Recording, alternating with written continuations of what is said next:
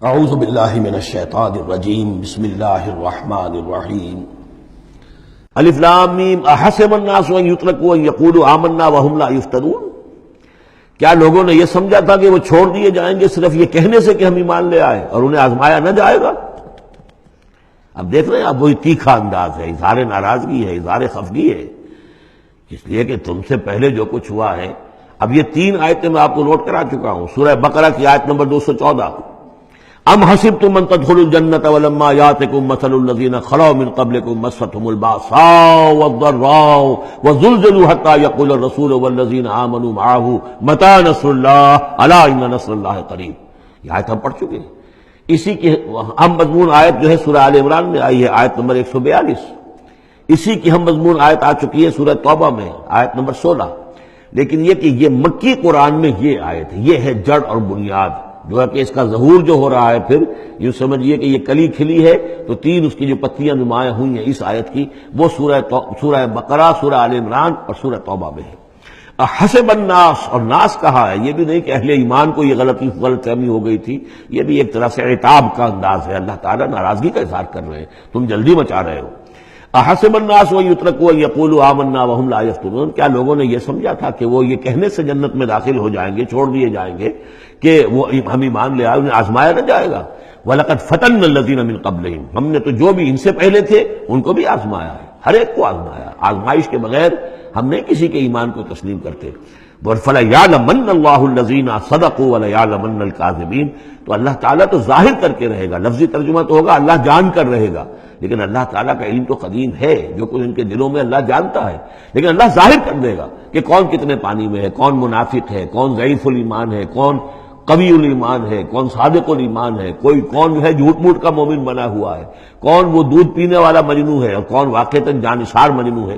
یہ سب کچھ پتہ چلتا ہے آزمائشوں سے، اور ہم نے تو آزمایا ہے ان کو بھی جو ان سے پہلے تھے، تو لازماً اللہ واضح کر کے رہے گا، مبرہن کر دے گا ان کو بھی کہ جو سچے ہیں، اور وہ یقیناً واضح کر دے گا، نمایاں کر دے گا ان کو بھی جو جھوٹے ہیں۔ اب اس کے ساتھ ہی دیکھیے اس میں جو عجیب آپ کو بات ملے گی اس رکوع میں، یہ 2 آیتیں آئی ہیں، کیونکہ ایک آیت تو حروف مقطعات پر تھی، یہ 2 آیتیں آئی ہیں۔ اس میں تو ڈانٹ، ایک طرح کی ڈانٹ پڑ گئی ہے صحابہ کرام کے اوپر جنہوں نے ذرا سا بھی شکوہ کیا تھا، لیکن اب 2 آیتوں میں اس کی دلجوئی ہے ان کی، یعنی یہ کہ ایک طرف ترغیب ہے تو ترغیب بھی ہے۔ جیسے کوئی شفیق استاد ہوتا ہے، کبھی کسی وقت ڈانٹتا بھی ہے، کوئی گھڑکی بھی دیتا ہے، کوئی جھڑکی بھی دیتا ہے، کسی وقت مارتا بھی ہے، سزا بھی دیتا ہے، پھر لیکن کسی وقت پھر یہ کہ حوصلہ افزائی بھی کرتا ہے، تھپکی بھی دیتا ہے، پیٹھ پر ہاتھ رکھتا ہے۔ تو اس طریقے سے یہ اللہ تعالیٰ کا معاملہ اپنے بندوں کے ساتھ اسی طرح ہے، جیسے کہ حدیث میں آیا الخلق عیال اللہ، مخلوق جو ہے اللہ تعالیٰ کے لیے اس کے کنبے کی حیثیت رکھتی ہے۔ تو 2 آیتیں جو آئی ہیں وہ تو گویا کہ ایک طرح سے سرزنش کی اور اظہار ناراضگی، اظہار خفگی۔ اب 2 آیتیں دیکھیے، ام حسب الذین یعملون السیئات ان یسبقونا، کیا سمجھا ہے، گمان کیا ان لوگوں نے جو یہ برے کام کر رہے ہیں۔ یہ اشارہ ہے ابو جہل جو مار رہا ہے، حضرت یاسر کو مار رہا ہے، حضرت سمیہ کو مار رہا ہے، ٹارچر کر رہا ہے، یا جو بھی امیہ ابن خلف ہے جو حضرت بلال کے ساتھ وہ سختیاں کر رہا ہے، گلے میں رسی ڈال کر، اور جو جانوروں کی لاشیں ہوتی ہیں ان کے طریقے سے گھسیٹا جا رہا ہے مکے کی گلیوں کے اندر، اور بڑی تپتی ہوئی جو ہے گلیاں ہیں، اور اوپر سورج آگ برسا رہا ہے، اور سیدھا لٹا دیا گیا ہے انہیں ننگے پیٹھ، اور پھر اوپر ایک بھاری پتھر بھی رکھ دیا گیا۔ لوگ یہ حرکتیں کر رہے ہیں، کیا ان کا یہ گمان ہے کہ وہ ہماری پکڑ سے بچ جائیں گے؟ اب یہ بات ان کی طرف آئی تو گویا کہ اہل ایمان کے لیے ایک دل جوئی اور تشفی، ان کے زخموں پر مرہم رکھا جا رہا ہے کہ یہ نہ سمجھو کہ یہ بچے رہیں گے، ایک وقت آئے گا۔ چنانچہ خود حضرت بلال رضی اللہ تعالیٰ عنہ نے غزوہ بدر میں امیہ ابن خلف جو ان کا آقا تھا اسے قتل کیا ہے۔ حالانکہ حضرت عبد الرحمن ابن عوف نے کوشش کی، اس کے ساتھ کچھ ان کے تعلقات تھے پرانے، اس کی بنا پر اس کو بچانے کی کوشش کی کہ تاکہ اسے قید کر لیں، قتل نہ ہونے دیں، قیدی ہو جائے تاکہ پھر یہ کہ وہ فدیہ دے کر چھوٹ سکے۔ لیکن حضرت بلال کو جو غصہ تھا اس پر، تو پورا غصہ انہوں نے اس وقت اتارا ہے۔ اور یہی بات میں کہا کرتا ہوں کہ جو مکے میں 12 برس کہا گیا کہ ذرا اپنے ہاتھ روکے رکھو، تو نالا ہے بلبل شوریدہ تیرا خام ابھی، اپنے سینے میں اسے اور ذرا تھام ابھی، ایک وقت آئے گا کہ تمہارے ہاتھ کھول دیے جائیں گے، اور وہ ہم سورہ حج میں پڑھ چکے ہیں، اذن للذین یقاتلون بانہم ظلموا، اب تک تمہارے ہاتھ ہم نے باندھے رکھے ہوئے تھے اور اب تمہارے ہاتھ کھولے جا رہے ہیں۔ ام حسب الذین یعملون السیئات ان یسبقونا ساء ما یحکمون، کیا یہ سمجھتے ہیں ابو جہل اور یہ امیہ ابن خلف اور اسی کے قبیل کے اور لوگ کہ جو یہ حرکتیں کر رہے ہیں، ہم نے انہیں چھوٹ دی ہوئی ہے اس وقت ہمارے ان اہل ایمان بندوں پر، جو چاہیں یہ کر لیں، ہمیں کچھ دیر کے لیے ہم نے ان کو آزادی دے رکھی ہے، لیکن بالآخر پکڑیں گے انہیں تو ان بطش ربک لشدید، وہ پکڑ بھی بڑی سخت ہوگی۔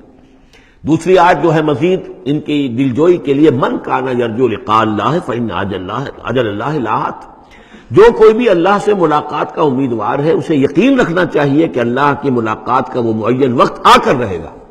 یعنی اے بلال اور اے ابو فقیہ اور اے خباب، تمہیں کہیں یہ گمان نہ ہو، شیطان یہ وسوسہ نہ کہیں تمہارے دلوں میں ڈالے اور تمہیں پریشان کرے کہ پتہ نہیں آخرت ہونی بھی ہے کہ نہیں ہونی ہے۔ جیسا کہ میں نے عرض کیا تھا کہ دنیا نقد ہے، آخرت ادھار ہے۔ اب آپ نے جان مال تو ساری یہاں دینی ہے، دنیا میں دینی ہے، جنت ملے گی آخرت میں۔ تو جو شیطان وسوسہ اندازی کرتا ہے، نو نقد میں تیرا ادھار، یہ ادھار کی دنیا جو معاملہ ہے، سودا ادھار کی جنت ہے یہ، اور تم دنیا کے اندر اپنا سب کچھ لٹا رہے ہو، تو ایسا نہ ہو، تمہیں یقین رکھنا چاہیے کہ وہ وقت آ کر رہے گا اور اللہ تعالیٰ تمہاری ان تمام کی سار اور قربانی کی جو تم دے رہے ہو اس کے دین کے لیے، اس کی توحید کے لیے، اس کا بھرپور تمہیں صلہ دے گا۔ وَهُوَ السَّمِيعُ الْعَلِيمُ، وہ سب کچھ سننے والا ہے اور سب کچھ جاننے والا ہے، اس کی نگاہ سے کوئی چیز پوشیدہ نہیں ہے۔ وَمَنْ جَاهَدَ فَإِنَّمَا يُجَاهِدُ لِنَفْسِهِ، اب پھر ایک ذرا تھوڑے سے سرزنش کی آیت بھی آ گئی، دو آئی تھی سرزنش کے انداز میں، دو دلجوئی کے انداز میں، اب پھر سرزنش کا انداز ہے۔ وہ کیا ہے؟ وَمَنْ جَاهَدَ فَإِنَّمَا يُجَاهِدُ لِنَفْسِهِ، دیکھو اگر تم کوئی قربانیاں دے رہے ہو، تکلیف اٹھا رہے ہو، ایثار کر رہے ہو، تو جو بھی جہاد کر رہا ہے وہ اپنے لیے کر رہا ہے، وہ ہمارے اوپر احسان نہ سمجھے۔ اللہ تعالیٰ کی شان اس سے بہت اونچی ہے۔ یہ ہم سورہ حجرات میں جا کر پڑھیں گے، یمنون علیک ان اسلموا قل لا تمنوا علی اسلامکم بل اللہ یمن علیکم ان ہداکم للایمان، تم اگر اللہ کے لیے، اللہ کے دین کے لیے کچھ کرتے ہو تو نہ احسان سمجھو اللہ پر اور نہ احسان سمجھو اللہ کے رسول پر۔ اللہ کا احسان ہے کہ اس نے تمہیں قبول کر لیا ہے اور تمہیں یہ ساری کام کرنے کی توفیق وہ دے رہا ہے، یہ احسان مانو۔ منت منع کی خدمت سلطان ہمیں کنی، اس کا احسان نہ دھرو بادشاہ پر کہ تم خدمت کر رہے ہو بادشاہ کی۔ منت سے نہ سزو کہ بخدمت بداشتت، اس کا احسان مانو کہ اس نے تمہیں خدمت کا موقع دیا ہے۔ تو اللہ تعالیٰ کا احسان مانو اور یہ نہ سمجھو کہ تم اللہ پر کوئی احسان کر رہے ہو۔ ومن جاہد فإنما یجاہد لنفسہ، اب دیکھ رہے ہیں کہ کس قدر متعلق یہ چیزیں ہیں، انسانی احساسات ہوتے ہیں، اس طرح کے خیالات آتے ہیں۔ ان اللہ لغنی عن العالمین، اللہ تعالیٰ تو تمام جہانوں سے غنی ہے، اسے کسی کی احتیاج نہیں ہے۔ والذین آمنوا وعملوا الصالحات، اب ایک آیت آ رہی پھر دلجوئی والی، اور جو لوگ ایمان لائے اور جو لوگ نیک عمل کریں گے، ایمان کے تقاضے پورے کریں گے، ثابت قدم رہیں گے، ان مصیبتوں کو جھیلیں گے، لَنُكَفِّرَنَّ عَنْهُمْ سَيِّئَاتِهِمْ، ہم لازماً دور کر دیں گے ان سے ان کی برائیوں کو، ان کے نامہ اعمال کے اوپر اگر کوئی دھبے ہوئے بھی، کوئی چھینٹی ہوئی بھی تو ہم انہیں ہٹا دیں گے، اور وَلَنَجْزِيَنَّهُمْ أَحْسَنَ الَّذِي كَانُوا يَعْمَلُونَ، اور لازماً بدلہ دیں گے۔ اس رکوع میں آپ دیکھ رہے ہیں کہ یہ جو لام مفتوح شروع میں اور پھر نون مشدد جو ہے وہ کس قدر تکرار کے ساتھ آ رہا ہے۔ فَلَيَعْلَمَنَّ اللَّهُ الَّذِينَ صَدَقُوا وَلَيَعْلَمَنَّ الْكَاذِبِينَ، آیت نمبر 3 کے اندر بھی 2 مرتبہ وہ صیغہ آیا۔ اب یہاں جو آیا لَنُكَفِّرَنَّ عَنْهُمْ سَيِّئَاتِهِمْ، ہم لازماً ان سے ان کی برائیوں کو دور کر دیں گے، وَلَنَجْزِيَنَّهُمْ أَحْسَنَ الَّذِي كَانُوا يَعْمَلُونَ، اور یقیناً بدلہ دیں گے انہیں بہت عمدہ ان کے اعمال کا۔ وَوَصَّيْنَا الْإِنسَانَ بِوَالِدَيْهِ، اب ایک مسئلہ اور تھا عملی، جو لوگ ایمان لائے تھے نوجوان تھے، دو ان میں سے نوجوان تھے، اب ان کے لیے مسئلہ یہ ہو گیا کہ والدین کہہ رہے ہمارے حقوق ہیں تمہارے اوپر، ہم نے تمہیں پالا پوسا ہے، لہذا ہمارا حکم مانو۔ ہم کہتے ہیں کہ محمد سے تم اپنا تعلق توڑ لو، چھوڑو اس کو، دین کو، کیوں اس میں لگے ہوئے ہو؟ آخر تم ہماری اولاد ہو، ہم نے تمہیں پالا، خاص طور پہ ماں حضرت سعد بن ابی وقاص کی والدہ، والد تو فوت ہو چکے تھے لیکن والدہ جو ہے اس نے بڑے ناز و نام میں پالا تھا۔ اب اس کے بعد اس نے جو ہے مرن برت رکھ لیا اس عورت نے، ماں جو تھی حضرت سعد بن ابی وقاص کی، اگر سعد اپنے باپ کے دین میں واپس نہیں آتا تو میں اپنے آپ کو ہلاک کر دوں گی، مر جاؤں گی، نہ کچھ کھاؤں گی نہ پیوں گی۔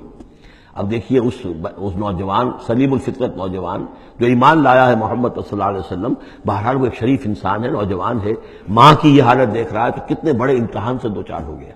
تو مسئلہ پیدا ہوا کہ ان معاملات میں کیا کیا جائے۔ ایک والدین کے جو احسانات ہیں وہ اپنی جگہ ہیں، والدین کا کے ساتھ حسن سلوک خود قرآن مجید میں 4 جگہ میں نوٹ کرا آیا ہوں۔ اللہ کے حق کے فوراً بعد والدین کا حق ہے۔ تو اب عملی سوال یہ ہے کہ جہاں یہ دونوں حق ٹکرا جائیں، والدین جو ہے شرک کا حکم دے رہے ہیں، والدین دین کے خلاف حکم دے رہے ہیں، تو کیا کریں؟ فرمایا وَوَصَّيْنَا الْإِنسَانَ بِوَالِدَيْهِ، ہم نے وصیت کی ہے انسان کو اس کے والدین کے بارے میں، حسن سلوک کی وصیت ہم نے کی ہے، بار بار کی ہے۔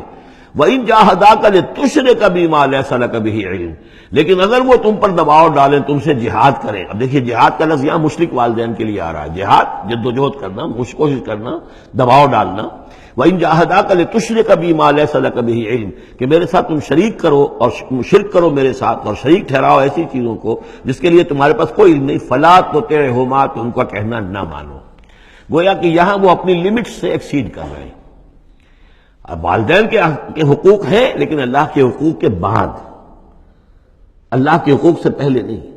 اللہ کا حق فائت ہے، لہذا اس معاملے میں اللہ کا دین ہے، اللہ کا حکم وہ مقدم رہے گا، والدین کا حکم دوسرے نمبر پر ہوگا. ہاں یہ ہے کہ ایک بندہ جو ہے، ایک نوجوان، وہ یہ ضرور کرے کہ ڈانٹ کر نہ بات کرے، ڈپٹ کر بات نہ کرے، سینہ تان کر نہ کرے. اس طرح کرے جیسے کہ حضرت ابراہیم یا ابتے یا ابتے یا ابتے، وہ ابا جان، امی جان، آپ دیکھیے میرے لیے مجبوری ہے، میں نہیں کر سکتا ہوں، آپ اس معاملے کے اندر مجھ پر جو ہے وہ دباؤ نہ ڈالیں. نرمی کے ساتھ ان میں جس طریقے سے بھی ہو، لیکن یہ ہے کہ ماننا نہیں ہے. یہ بات اور مزید کھل کر آئے گی سورہ لقمان میں. وَإِن جَاهَدَاكَ لِتُشْرِكَ بِمَا لَيْسَ لَكَ بِهِ عِلْمٌ فَلَا تُطِعْهُمَا، تو ان دونوں کا کہنا مت مان. إِلَيَّ مَرْجِعُكُمْ، میری ہی طرف تمہیں لوٹ کر آنا ہے. فَأُنَبِّئُكُم بِمَا كُنتُمْ تَعْمَلُونَ، اور پھر میں تمہیں بتا دوں گا، جتلا دوں گا جو کچھ کہ تم کرتے رہے تھے. اب یہاں بھی ایک مسئلہ پیدا ہوتا ہے کہ یہ لوگ اپنے گھر والوں سے کٹ رہے ہیں، والدین سے کٹ رہے ہیں، بھائی سے جدا ہو رہے ہیں. اب یہ عتبہ ابن ربیعہ جو بہت بڑا سردار تھا، ان کے بڑے بیٹے جو ہے حذیفہ ابن عتبہ، وہ ایمان لے آئے. اور چھوٹا بھائی وہ تھا کہ جو میدان میں گیا، میدان جنگ میں باپ کے ساتھ غزوہ بدر میں، جو پہلے جو تین جو ہے واصل جہنم ہوئے وہ بھی تھا. ولید بن عتبہ غالباً نام تھا اس کا. تو بھائی سے جدا ہو رہا ہے، رشتہ داروں سے اب کٹ گئے ہیں، والدین سے گھر نکال دیے گئے ہیں. تو اب ان میں جو ان کے دل زخمی ہیں، ان زخمی دلوں پہ مرہم کیا رکھا جا رہا ہے؟ وہ یہ ہے کہ تم صرف کٹے ہی نہیں ہو، جڑے بھی تو ہو. اب تم محمد سے جڑ گئے ہو، اب تم ابو بکر سے جڑ گئے ہو، اب تم یہ جو اہل ایمان کا طبقہ ہے، اب ایک نئی برادری وجود میں آ رہی ہے. یہ تمہارے اصل بھائی ہیں، یہ دوارے جو دین کے اندر بھائی ہیں، جو نظریاتی بھائی ہیں، جو ہم مقصد بھائی ہیں، یہ ہے تمہارے اصل اب عزیز.